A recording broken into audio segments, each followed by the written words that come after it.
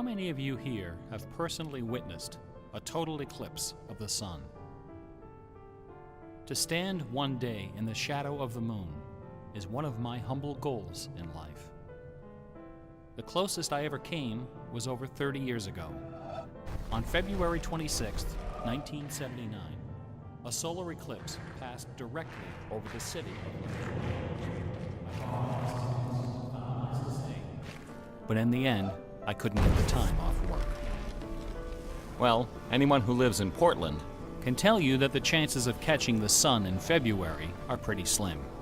And sure enough, the skies over the city that day were completely overcast. I wouldn't have seen a thing. That work I couldn't get out of was my first job out of college. A sales clerk at an old Radio Shack store in beautiful downtown Worcester, Massachusetts. On my very first day behind the counter, a delivery truck pulled up to the front of the store. They carried in a big carton, upon which was printed the legend, TRS-80.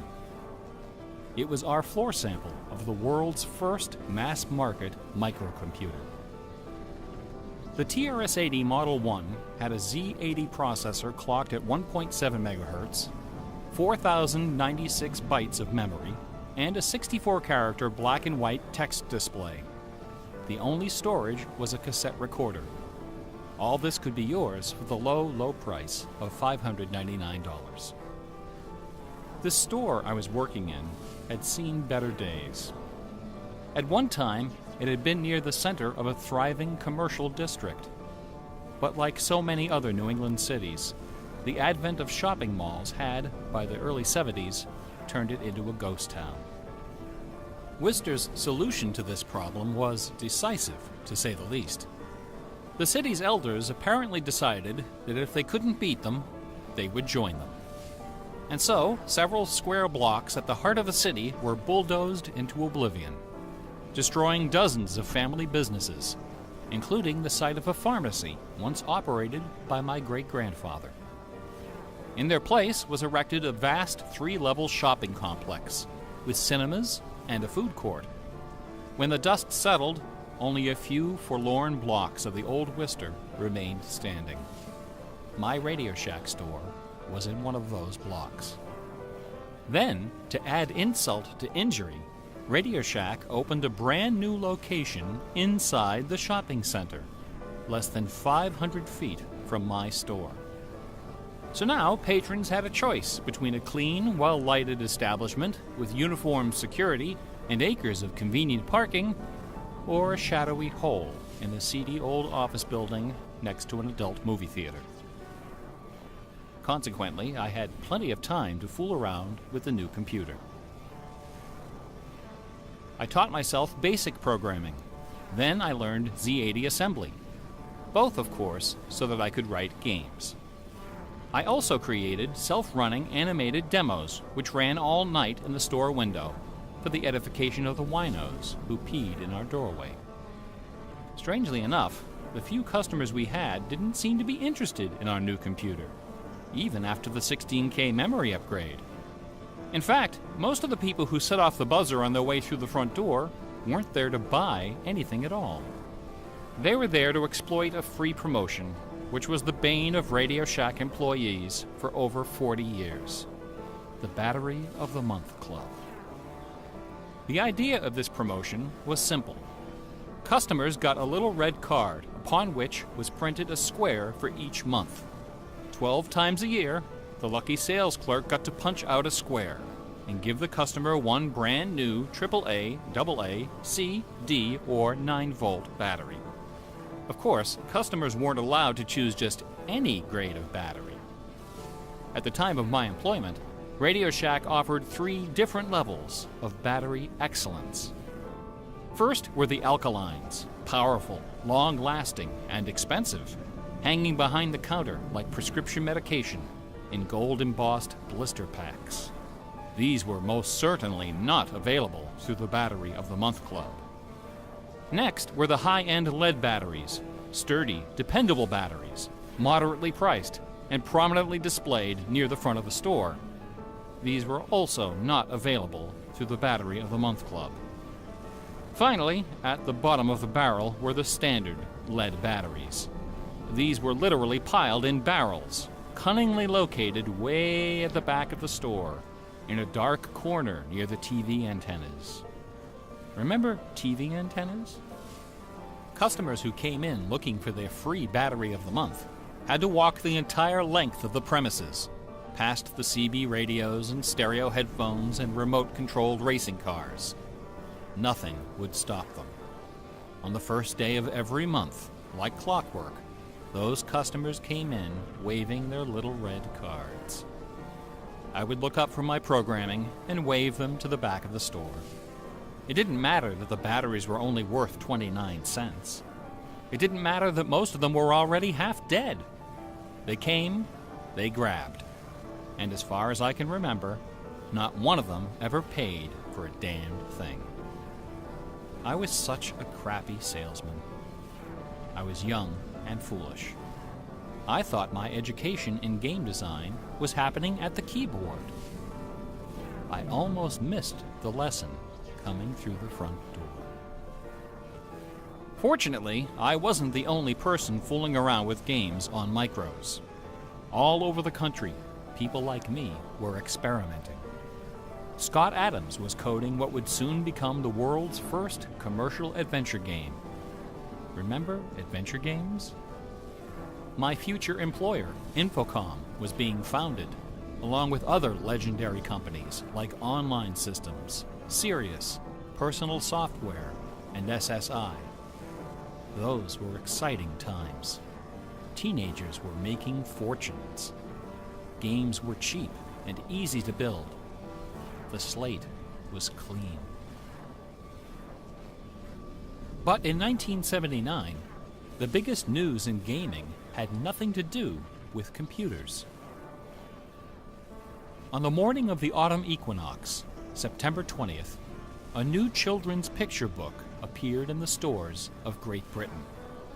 This picture book was rather peculiar. It consisted of 15 meticulously detailed color paintings, illustrating a slight, whimsical tale about a rabbit delivering a jewel to the moon. On the back jacket of the book was a color photograph of a real jewel, shaped like a running rabbit, 5 inches long, fashioned of 18-karat gold, suspended with ornaments and bells, together with a sun and moon of blue quartz. According to the blurb underneath, this very jewel had been buried somewhere in England. Clues pointing to its location were concealed in the text and in the pictures of the book. The treasure would belong to whoever found it first. The book was called Masquerade. It was created by an eccentric little man with divergent eyes and a talent for mischief named Kit Williams. Within days, the first printing was sold out, and the empire that never sleeps found itself in the grip of rabbit fever. Excited readers attacked the paintings with rulers, compasses, and protractors. Magazine articles and TV specials dissected the clues, floated theories, and followed with keen delight the reckless exploits of the fanatics. One obscure park, unfortunately known by the nickname Rabbit Hill, was so riddled with holes excavated by misguided treasure seekers that the authorities had to erect signs assuring the public that no gold rabbits were to be found there.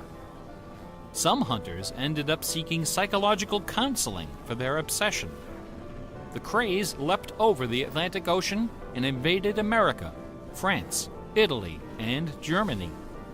It sold over 1 million copies in a few months, a record unrivaled by any children's title until the advent of Harry Potter. Over 150,000 copies were sold in foreign translations, including 80,000 copies in Japanese, despite the fact that the puzzle was only solvable in English. It didn't matter that the Masquerade jewel was only worth a few $1,000s. Many seekers spent far more than that in their months of exploration and travel. It was the thrill of the chase, the possibility of being the one. Treasure hunts, secret messages, and hidden things seem to exert an irresistible appeal. They're fun to look for and to talk about, and this fact of human psychology has been exploited in computer games since the earliest days. It finds expression in the hidden surprises we call Easter eggs. Atari's Stephen Wright is credited with coining this term in the first issue of Electronic Games magazine. The first Easter egg in a commercial computer game appeared in an early Atari 2600 cartridge called, simply enough, Adventure. By a sequence of unlikely movements and obscure manipulations, players could discover a secret room where the words "Created by Warren Robinette" appeared in flashing letters. Over the decades, Easter eggs and their evil twin, cheat codes, have become an industry within an industry. Entire magazines and websites are now devoted to their carefully orchestrated discovery and dissemination. They're part of our toolkit, our basic vocabulary, the language of computer game design. Computer gamers may have been the first to refer to hidden surprises as Easter eggs, but we certainly weren't the first to use them. Painters, composers, and artists of every discipline have been hiding stuff in their works for centuries. The recent advent of VCRs and Laserdisc players with freeze-frame capability exposed decades of secret Disney erotica. Thomas Kincaid, the self-appointed painter of light, amuses himself by hiding the letter N in his works. A number beside his signature indicates how many N's are hidden in each painting. Picasso, Dali, Raphael, Poussin, and dozens of other painters concealed all kinds of stuff in their paintings. A favorite trick was hiding portraits of themselves, their families, friends, and fellow artists in crowd scenes. El Greco loved dogs, but the Catholic Church forbid him from including any in his sacred paintings. So he hid them, usually within the outlines of celestial clouds. Composer Dmitri Shostakovich chafed under the political censorship imposed by the Soviet Ministry of Culture. His symphonies and chamber works are loaded with hidden signatures and subversive subtexts which, had they been recognized, would have sent him to Siberia. Mozart's opera, The Magic Flute, is filled with musical allusions to the rituals of the Freemasons, the ancient secret society of which he and his mentor Haydn were members.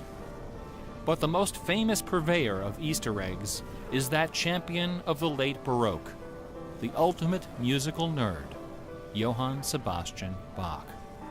Bach was a student of gematria, the art of assigning numeric values to letters of the alphabet. A equals 1, B equals 2, C equals 3, etc. By comparing, sequencing, or otherwise manipulating these numbers, secret messages can be concealed. Bach took particular delight in the geometrical numbers 14 and 41. 14 is the sum of the initials of his last name. B equals 2, A equals 1, C equals 3, and H equals 8. 41 is the sum of his expanded initials, J.S. Bach. These two numbers show up over and over again in Bach's compositions. One of the better-known examples is his setting of the chorale Vor deinem Thron.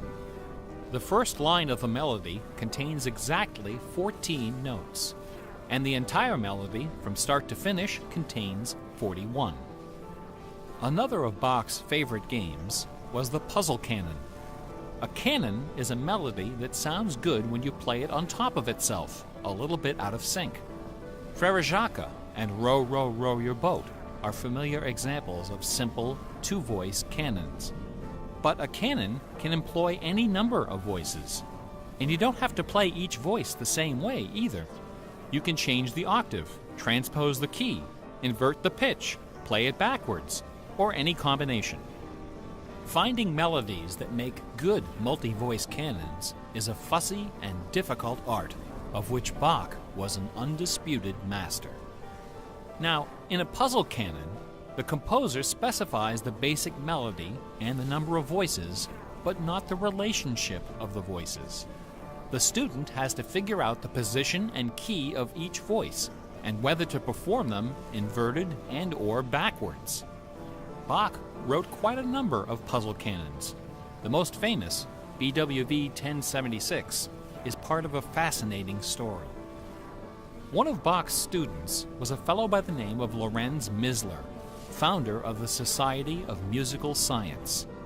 This elite, invitation-only institution devoted itself to the study of Pythagorean philosophy and the union of music and mathematics. Its distinguished membership reads like a who's who of German composers, including Handel, Telemann, and eventually Mozart. Applicants for membership in the society were required to submit an oil portrait of themselves, along with a specimen of original music. With nerdly efficiency, Society member number 14 decided to combine these admission requirements into a single work. He sat for a portrait with Elias Hausmann, official artist at the court of Dresden. This portrait, which now hangs in the gallery of the town hall in Leipzig, is the only indisputably authentic image of Bach in existence. The Hausmann portrait shows Bach dressed in a formal coat with exactly 14 buttons. In his hand is a sheet of music paper, upon which is written a puzzle canon for 6 simultaneous voices. In 1974, a manuscript was discovered which proved that this canon was the 13th in a series of exactly 14 canons based on the ground theme of the famous Goldberg variations. As if these musical gymnastics weren't enough, Bach liked to hide messages in his compositions by assigning notes to the letters. His initials, B-A-C-H, correspond to the pitch sequence B-flat, A, C, and B natural in German letter notation. This theme makes its most memorable appearance in the last bars of his final composition, The Art of Fugue, published soon after his death in 1750. The word fugue comes from the Latin fuga, which means flight, as in running away. So the art of fugue is the art of flight, the art of taking a theme and running with it. Bach wrote hundreds of fugues, but none as sublime as this sequence of 14.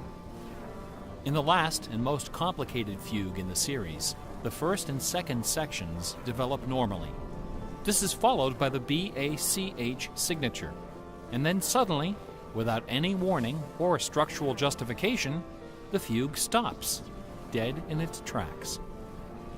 One of the composer's 20 children, his son Carl Philipp Emanuel, claimed that Bach died moments after those last few notes were written. This story is probably apocryphal. The Easter eggs in Bach's music are a pleasant obscurity, known chiefly to professors and students of Baroque music. But in March of 2002, when this lecture was first delivered, those Easter eggs were the talk of the entire classical music industry. Sitting near the top of the classical music charts that month was a compact disc on the ECM label called Mortimer. It was performed by the Hilliard Choral Ensemble, together with a talented but, until then, little-known violinist, Christoph Poppen. The music on Mortimer is based on a geometrical analysis of Bach's Partita in D minor for solo violin. This analysis, by German professor Helga Thon, assigns numeric values to the duration of notes, the number of bars, and the German letter notation of the partita. In doing so, she claims to have discovered the complete text of several liturgical ceremonies encoded in the notes. The CD presented these hidden texts superimposed over the original music.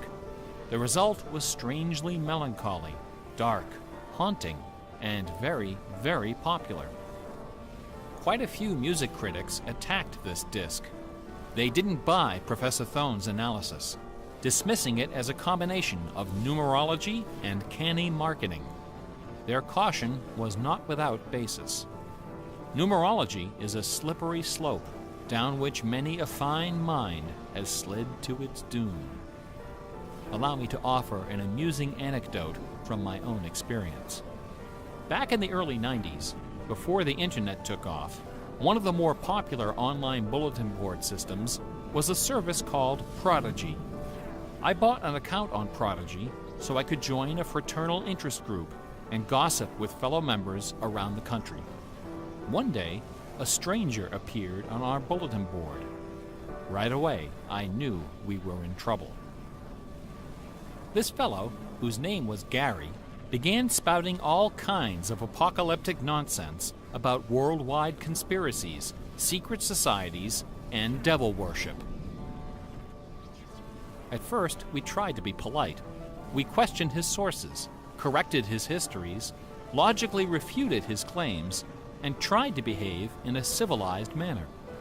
But instead of soothing him, our attention only made him worse. His conspiratorial warnings became urgent, approaching hysteria. He began to threaten people who disagreed with him. To coin a phrase, Gary went all uppercase. But his most urgent warnings weren't about the gays, the Jews, the Rockefellers, or the Illuminati. According to Gary, the greatest enemy of mankind was Santa Claus. Gary claimed to possess a secret numerical formula that proved beyond a shadow of a doubt that Santa Claus was an avatar of the Antichrist. Intrigued, we pressed Gary to reveal his formula. In doing so, we walked right into his trap. We should have known he had a book to sell. I fell for it. I sent him the $15. Less than a week later, the book arrived. Above an ominous photograph of the Washington Monument was emblazoned the title, 666, The Final Warning. Inside this privately printed 494-page monster, Gary reveals a simple geometrical formula, which he claims was developed by the ancient Sumerians. This formula assigns successive products of 6 to each letter of the alphabet. A equals 6, B equals 12, C equals 18, etc.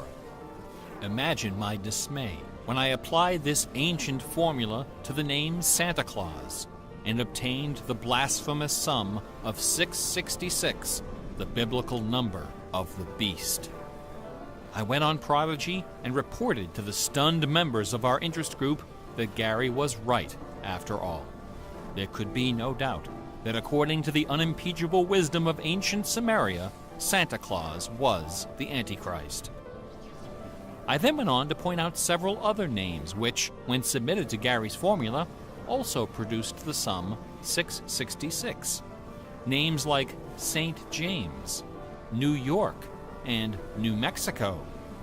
Soon the bulletin board was filled with discoveries like computer, Boston tea, and, most sinister of all, sing karaoke.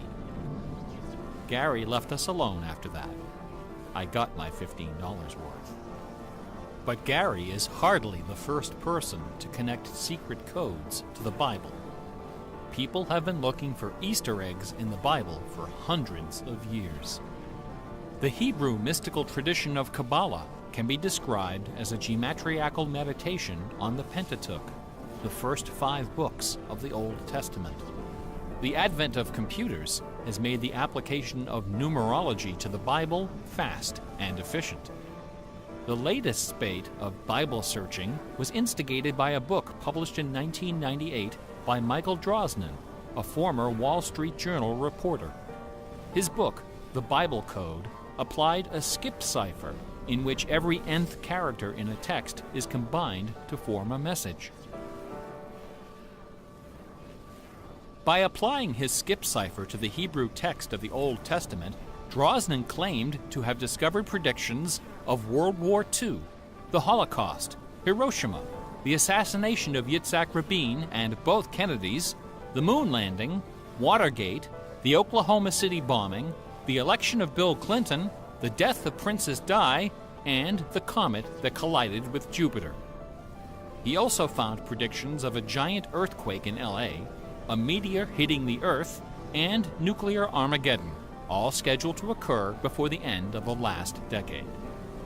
The Bible Code spent many weeks on the bestseller lists, spawning several sequels and dozens of imitators.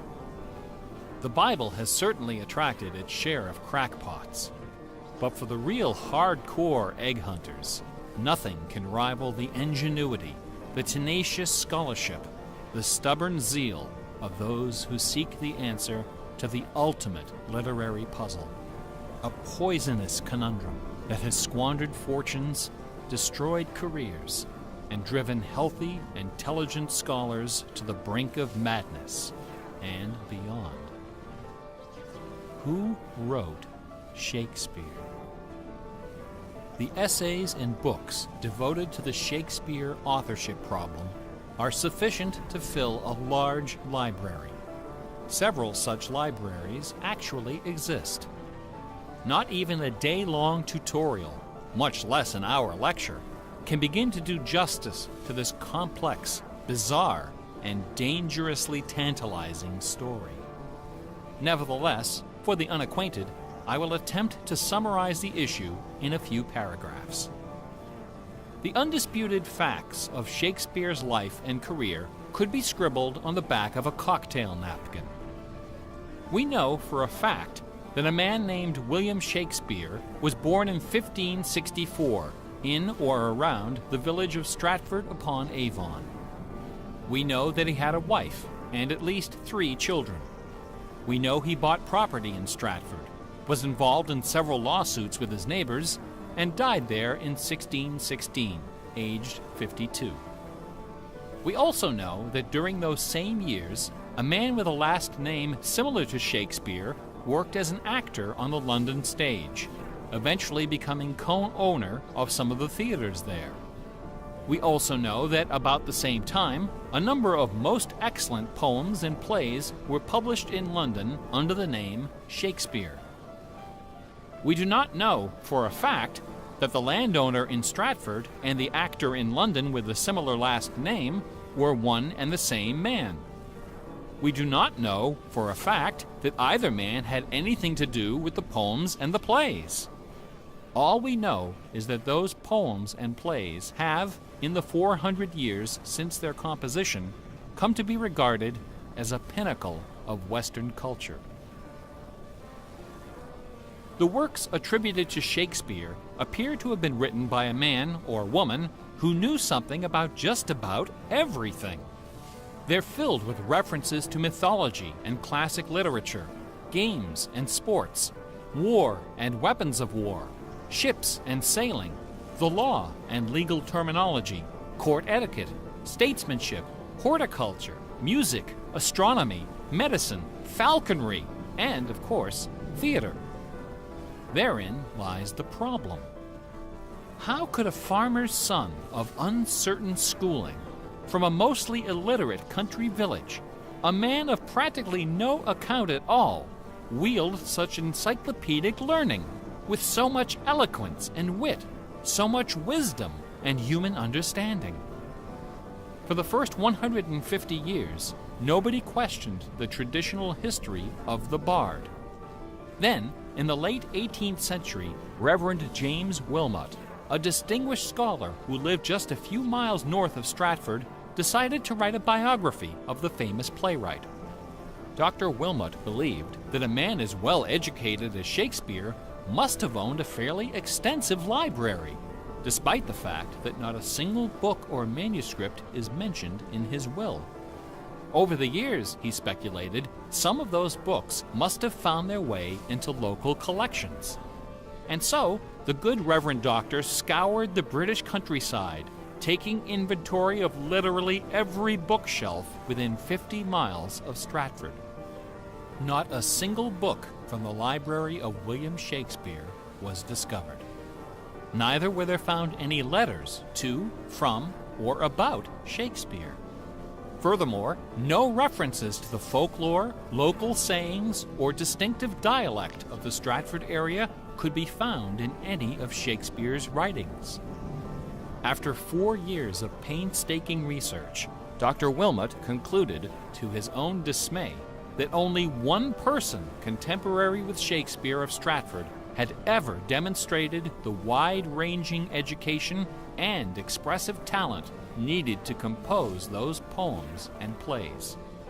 That man was the multilingual author, philosopher, and statesman, inventor of the scientific method, chancellor to the courts of Queen Elizabeth and King James, Sir Francis Bacon.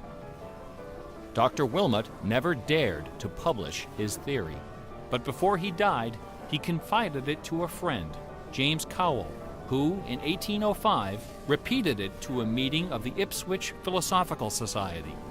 The members of the society were suitably outraged, and the scandalous matter was quickly forgotten. Then, in 1857, a lady from Stratford, Connecticut, published a book called The Philosophy of the Plays of Shakespeare Unfolded. In this book, Miss Delia Bacon, no relation to Francis, claimed that the works of Shakespeare were written by a secret cabal of British nobility, including Sir Walter Raleigh and Sir Philip Sidney, as well as Sir Francis Bacon. Delia Bacon's book electrified the world of letters. Battle lines were drawn between the orthodox Stratfordians and the heretical Baconians. Literary societies and scholarly journals were formed to debate the evidence. Hundreds of pamphlets, newspaper articles, and essays were published defending each side and ridiculing the opposition with that self-aggrandizing viciousness peculiar to tenured academics. Armed with her explosive book, Delia Bacon journeyed to Stratford-upon-Avon and, unbelievably, obtained official permission to open Shakespeare's grave.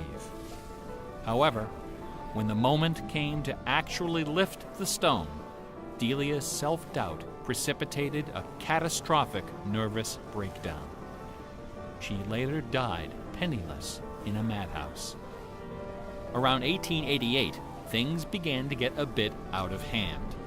U.S. Congressman Ignatius Donnelly of Minnesota became interested in the Shakespeare controversy.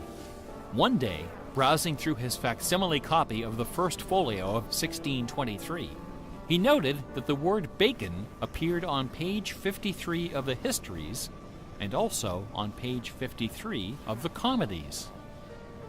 He also noted that Sir Francis Bacon had written extensively on the subject of cryptography. Donnelly began counting line and page numbers, adding and subtracting letters, drawing lines over sentences, circling words, and crossing them out. The result was a complex and virtually incomprehensible algorithm, which he claimed was invented by Bacon to hide secret messages inside the First Folio. The greatest Easter egg hunt in the history of Western civilization had begun. Here are just a couple of the sillier highlights. A doctor named Orville Owen of Detroit constructed a bizarre research tool he called the Wheel of Fortune. This wheel consisted of 2 giant wooden spools wrapped with a strip of canvas 2 feet wide and 1,000 feet long. Onto this canvas, he glued the separate pages of the complete works of Bacon, Shakespeare, Marlowe, Greene, Peele, and Spenser, together with Burton's Anatomy of Melancholy.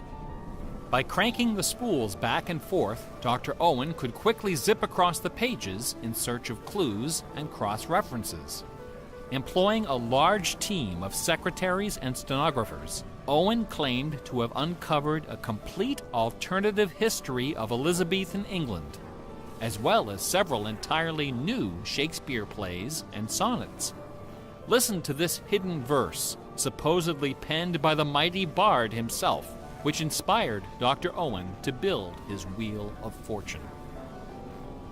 Take your knife and cut all our books asunder, and set the leaves on a great firm wheel, which rolls and rolls, and turning the fickle rolling wheel, throw your eyes upon Fortune, that goddess blind, that stands upon a spherical stone, that turning and inconstant rolls in restless variation. After publishing 5 thick volumes of this rubbish, Owen announced the discovery of an anagram, indicating that Bacon's original manuscripts were buried near Chepstow Castle on the River Wye. Owen spent the next 15 years and thousands of dollars excavating the bed of the river with boat crews and high explosives. He died before anything was found. A fellow named Arnsberg wrote an entire book based on the analysis of the significance of a suspicious crack in the tomb of Bacon's mother. A Ray of Sanity finally appeared in 1957. To those familiar with the science of cryptology, the name William Friedman needs little introduction. During World War II, Colonel Friedman was the head of the U.S. Army's Cryptoanalytic Bureau. He is credited with cracking the Japanese Empire's most sensitive cipher. After the war, the colonel decided to apply his expertise to the study of the Shakespeare ciphers. He interviewed several of the experts in the field and prepared a detailed scientific analysis, which he published under the title The Shakespeare Ciphers Examined. His conclusion? In a word, bunk.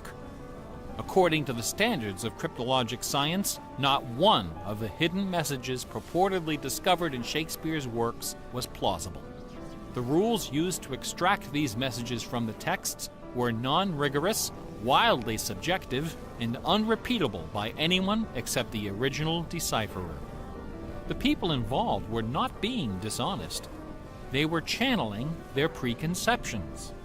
They were trapped in a labyrinth of delusion, mining order from chaos. Anglers in a lake of darkness. Lear, Act 3, Scene 6. You would think that Friedman's cold and ruthless exposure would be enough to silence the heretics once and for all. Not a chance. The books and TV specials and websites and conferences and doctoral dissertations keep right on coming. I should point out that the Shakespeare authorship issue is not only the preoccupation of cranks and weirdos. A substantial number of respected authors and Shakespeareans have expressed serious doubts about the traditional origin of the plays. The list includes Nathaniel Hawthorne, Ralph Waldo Emerson, Walt Whitman, Henry James, Sam Clemens, Sigmund Freud, Orson Welles, and Sir John Gielgud.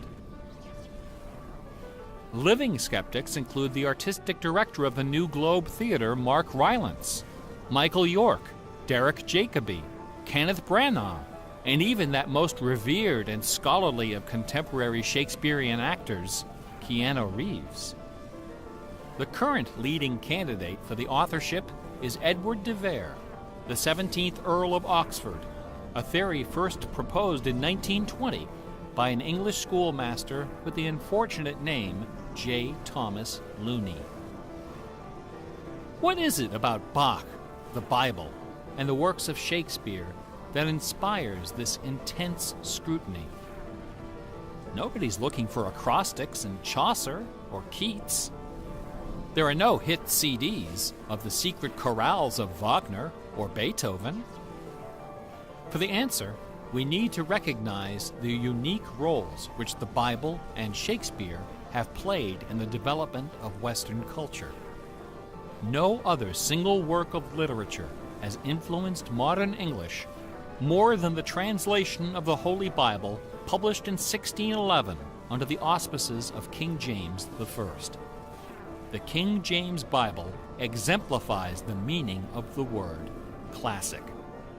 It has been called the noblest monument of English prose, the very greatest achievement of the English language.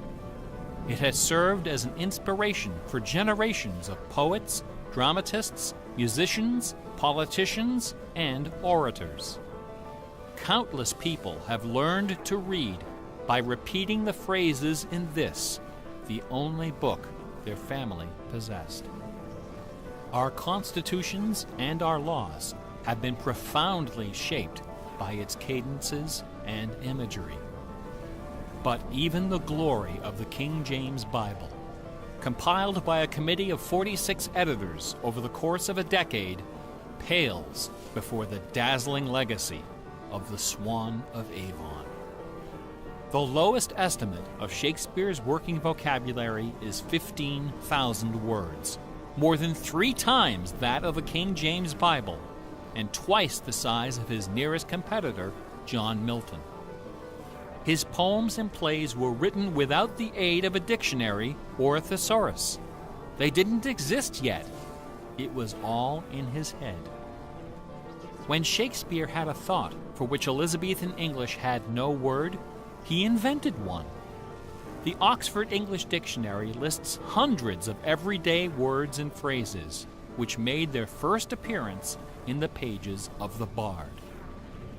Addiction, alligator, assassination, bedroom, critic, dawn, design, dialogue, employer, film, glow, gloomy, gossip, hint, hurry, investment, lonely, luggage, manager, switch, torture, transcendence, wormhole, zany. Hamlet alone contains nearly 40 of these neologisms. Who today would have this audacity, this giddy exuberance of invention? Only one other English author even approaches Shakespeare's facility for coining new words: Sir Francis Bacon. In the modern era, the record holder is Charles Dodgson, better known as Lewis Carroll, who, interestingly, also happens to be the second most quoted author in English, after Shakespeare. Everyone has been profoundly molded by the influences of the King James Bible and Shakespeare. Like it or not, all of us peer at the world through the lenses of these great works. They are the primary source documents of modern English thought, the style guides of our minds. Contemplating these dazzling jewels of wisdom and eloquence gives rise to an extraordinary feeling, a potent, rare, and precious emotion with the potential to completely upset your life. An emotion powerful enough to make a man abandon his wife and children, forfeit career and reputation, lay down his possessions, and follow his heart without questioning. That sweet, sweet fusion of wonder and fear, irresistible attraction, and soul-numbing dread known as awe. Awe is the grail of artistic achievement. No other human emotion possesses such raw, transformative power, and none is more difficult to evoke. Few and far between are the works of man that qualify as truly awesome. It is awe that convinces a rabbi to spend a lifetime decoding Yahweh from the Pentateuch. Awe that sends millions of visitors each year to the pyramids of Giza, Guadalupe, and Mecca. It was awe that drove poor Delia Bacon to her doom. Now, please don't come away from this lecture thinking that the key to awesome game design is the installation of Easter eggs. Ordinary games with their contrived Easter eggs and cheat codes are like the Battery of the Month Club. You have to trudge down to the back of the store to get what you really came for. If superpower is what people really want, why not just give it to them? Is our imagination so impoverished that we have to resort to marketing gimmicks to keep players interested in our games? Awesome things don't hold anything back. Awesome things are rich and generous. The treasure is right there. One afternoon, I was sitting alone behind the counter at that old Radio Shack store. My boss had stepped out for some reason. An elderly woman walked through the front door. Like most of our customers, she was shabbily dressed, probably on a fixed income. I assumed she was there for her free battery, but instead, she placed a portable radio on the counter. This little radio came from the days when they boasted about the number of transistors inside on the case. It was completely wrapped in dirty white medical tape. The woman looked at me and asked, "Can you fix this?" Slowly, I unwrapped the medical tape, peeling away the layers until the back cover of the radio fell off, accompanied by a cloud of red dust. The interior of the radio was half eaten away by battery leakage and corrosion. I looked at the radio. I looked at the old woman. I looked back at the radio. I reached behind me, where the expensive alkaline batteries were hanging like prescription medication, and removed a gleaming 9-volt cell from its gold blister pack. Then I pulled a brand new transistor radio from a box, installed the alkaline, and helped the lady find her favorite station. No money changed hands. She left the store without saying a word. Awesome things are kind of like that.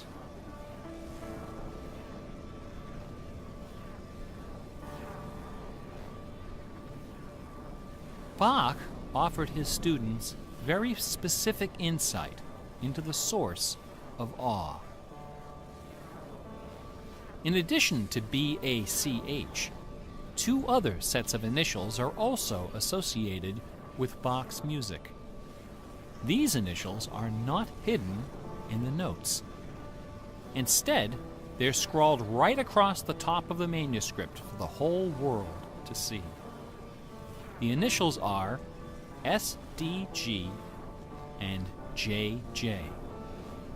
SDG stands for the Latin phrase Sole Deo Gloria, to the glory of God alone. JJ stands for Jesu Juva, help me, Jesus. Bach wrote all of his great masterpieces sub specie aeternitatis, under the aspect of eternity. He did not compose only to please his sponsors or to win the approval of an audience. His work was his worship. Bach once wrote, "Music should have no other end and aim than the glory of God and the recreation of the soul. Where this is not kept in mind, there is no true music, but only an infernal clamor and ranting." The name of the power that moves you is not important. What is important is that you are moved. Awe is the foundation of religion. No other motivation can free you from the limits of personal achievement. Nothing else can teach you the art of flight. Computer games are barely 40 years old. Only a few words in our basic vocabulary have been established. A whole dictionary is waiting to be coined. The slate is clean. Someday soon, perhaps even in our lifetime, a game design will appear that will flash across our culture like lightning. It will be easy to recognize. It will be generous, giddy with exuberant inventiveness. Scholars will pick it apart for decades, perhaps centuries. It will be something wonderful, something terrifying, something awful. A few years ago, I was invited to speak at a conference in London. My wife joined me, and we took a day off for some sightseeing. we decided to visit England's second biggest tourist attraction, Stratford-upon-Avon. It was cold and rainy when our train arrived. Luckily, most of the attractions are just a short walk from the station. We visited Shakespeare's birthplace, a charming old house along the main street, which attracts millions of pilgrims every year, despite the complete lack of any evidence that Shakespeare was born there or even lived anywhere near it. We went past the school where Shakespeare learned to read and write, although no documents exist to prove his attendance. We visited Anne Hathaway's cottage, the rustic country farm where his wife spent her childhood, although no record shows anyone by that name ever having lived there. Finally, we came to the one location undeniably associated with Shakespeare, Trinity Parish Church, on the banks of the River Avon, where a man by that name is buried. This beautiful church is approached by a long walkway between rows of ancient gravestones, shaded by tall trees. The entrance door is surprisingly tiny. No cameras are allowed inside. The interior is dark and quiet. Despite the presence of busloads of tourists, the atmosphere is hushed and respectful. A few people are seated in the pews, deep in prayer. An aisle leads up the center of the church. The left side of the altar is brightly illuminated. On the wall above is a famous bust of the bard, quill in hand, gazing serenely at the crowd of pilgrims. On the floor beneath, surrounded by bouquets of flowers, at the very spot where Delia Bacon lost her mind, the gravestone of William Shakespeare bears this dire warning. Good friend, for Jesus' sake, forbear to dig the dust enclosed here. Blessed be the man who spares these stones, and cursed be he that moves my bones. Every year, 3 million pilgrims arrive from every nation on earth to approach this stone and consider the likeness of a man whose body of work can only be described as awesome. By contrast, the right side of the altar is dark and featureless. Nobody of any consequence is buried there. The only point of interest is a wooden case of simple design, carved of dark oak. Inside the case, sealed beneath a thick sheet of glass, lies a large open book. A plaque on the case identifies this book as a first edition of the King James Bible, published in 1611, when Shakespeare was 46. Not many pilgrims visit this side of the altar. Most of those that do simply glance at the book, read the plaque, and move along. A few, more observant, note that the Bible happens to be opened to a page in the Old Testament, the book of Psalms, chapter 46. No explanation is given for this particular choice of pages. For the initiated, none is necessary. If you are of inquisitive bent, if you are intrigued by English history and literature, if you value your peace of mind, cover your ears now. In the year 1900, a scholar noticed something about the King James translation of Psalm 46. Something terrifying, something wonderful. The 46th word from the beginning of Psalm 46 is shake.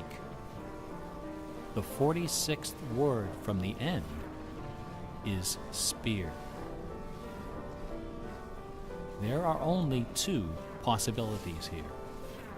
Either this is the finest coincidence ever recorded in the history of world literature, or it is not. The Earth revolves around only one sun and has only one moon. The moon happens to be 400 times smaller than the sun. The sun happens to be 400 times farther away. And the apparent paths of the moon and sun in our sky happen to intersect exactly twice every month. Which means that every now and then, at long yet precisely predictable intervals, the lunar disk slips across the face of the sun and just barely conceals it for a few wonderful, terrible minutes. A fine coincidence, no? In June of 1977, a little man with divergent eyes and a talent for mischief ascended a hilltop in the British village of Ampthill. At the summit of this hill is a tall, slender cross, a memorial to Catherine of Aragon, the first wife of Henry VIII. The sun, high in the south, cast the shadow of the cross upon the grassy hillside. At exactly 12 noon, the man removed from his pocket a bar magnet. He turned the magnet so its north pole was facing south and buried it under the shadow of the cross.